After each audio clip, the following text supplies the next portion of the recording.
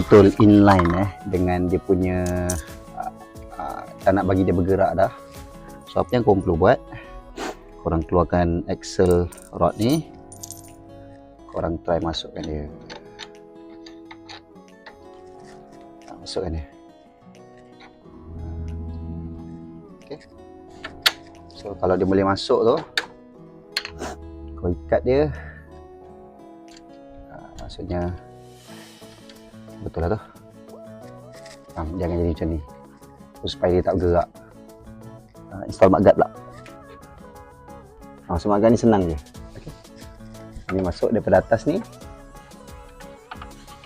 so korang tolak ke dalam and placekan tempat lubang tu dekat lubang-lubang yang ada dekat fork tu. Yang ni korang lepaskan, kita gantung.